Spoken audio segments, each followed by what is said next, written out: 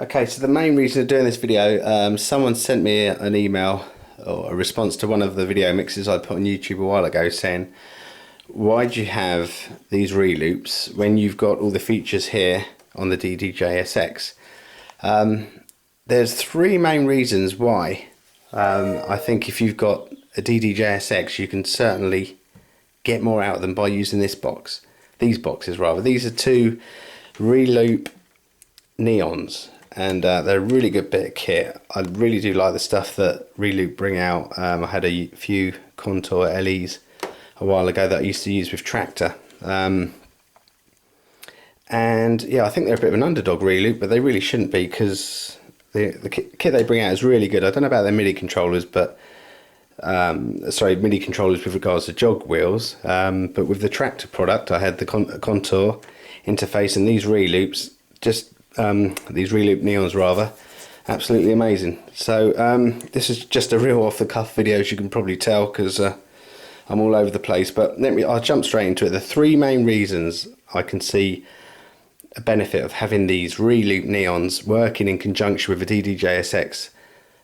Right, the first one, we go for the sampler. Okay, so if I hit the sampler on the ddjsx here, as you can see it, if you want to know what's going on with your samples, you have to come back here to your laptop and open up the SP6 sampler pack, which is there, and there's all your samples all loaded in. Okay, which is great, and there's no other way of sort of mucking about with your samples than to look in there. But what you might want to know, and what the feedback that this reloop controller, which the ddjsx doesn't, is the length of the, well, not the length of the sample, but what sort of trigger it is. If it's going to be a one-hit trigger, if it's going to be a looped sample, if it's going to keep looping or keep running until you press stop, and how you trigger it on the pads. So for instance here, I've got some samples in. Here's a beat. No, it's not. Sorry, these are single trigger samples. Okay, so there, if I touch them and let go, that's telling me with that light there that when I let go, it's going to stop. Now, if I move to page 2 of my sample banks by hitting that button, actually I'll move to page 3, sorry, you can now see this light illuminated, which basically, sorry, the light's really bad in here. It's basically going to tell me that once I hit it, it's going to keep looping until I tell it to stop. So that's going to keep going until I say stop.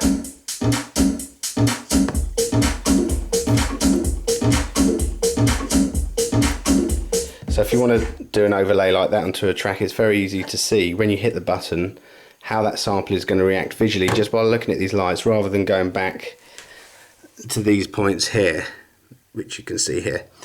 So that's the first reason.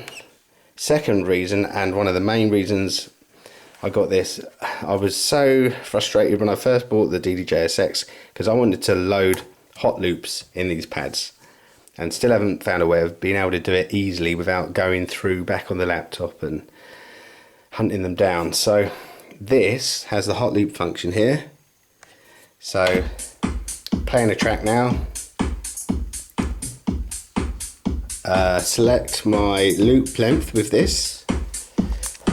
Let's just zoom in here so you can see it. So as I'm moving it around, you can see it move on there. Right, I've just put a loop in there, okay? Now to save that, just hit the button, that loop's saved. So if I let that loop go now we're back into the track. It'll just play as normal. But if I want to call that loop up at any point, just hit shift, and that's now looping again.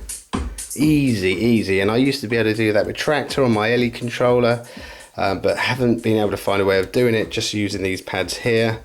So bit the bullet, bought one of these, and that for me is worth the cost of a neon alone, because I just use loops all the time. I just want to call them back easily rather than hot cues. Talking of hot cues, this brings me back to the third reason why you might want to get one of these. If you've got a ddjsx version 2, when you set your hot cues, So I'm just setting hot cues now. Okay, on this one they just shine blue, but down here you can see they're coloured. So you hit that, you get a yellow colour, turquoisey, and then another sort of blue colour that's more green. Okay, with split hairs. So that is full colour pad.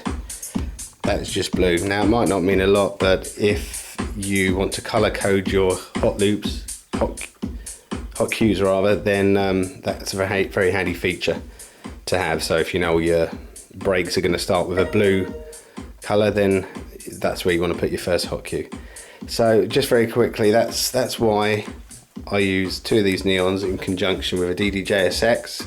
If you want more info on the reloop neon, all the other features, there's plenty of other videos out there, really good ones showing you how to use it. But this is a little video of why I use it with the ddjsx, and I hope it's been of help to you. Thanks for watching.